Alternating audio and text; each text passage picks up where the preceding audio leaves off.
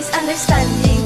Ito ay magulong usapan, pero ikit pa sa kaibigan ng inyong pagtitinginan. Araw-araw kaka-text, kausap, pagkasama. Para bang hindi kumpleto kung hindi ka makakausap? Para bang ang relasyon natin ay mas lumalim pa? Lalo na kapag ikaw ay tititig sa aking mata. Akala nga tuloy nila natayo na nga dalawa. Lalo na kapag ikay kasama na aking sinta. Araw ko'y sumasaya kapag ikay nakakasama. Sasabihin mo pa sa'kin, ingat ka palagi ha. Pag hindi lang nakatext, sasabihin miss kita. At lagi pang sasabihin, huwag magpapagutom ha. O diba, Hays, ang sarap pakinggan.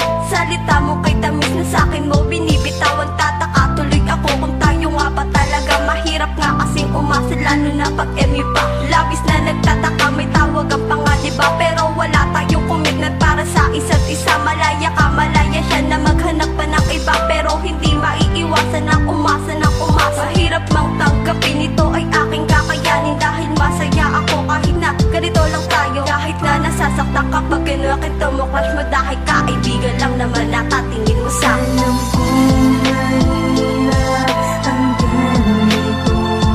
Dahil maging yun lang tayo.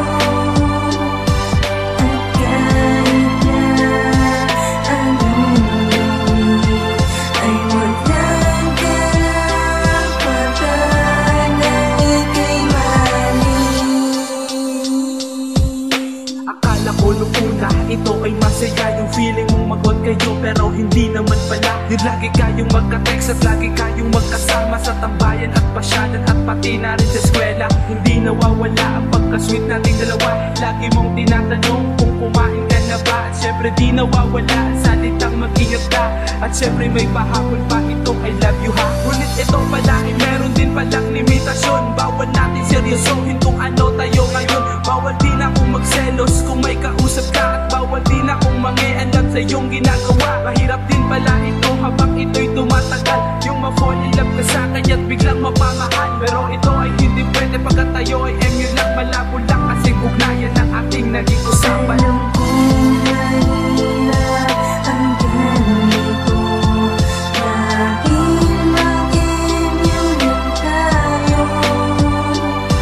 At kahit na ang mundo ay walang karapatan na ika'y mahalin.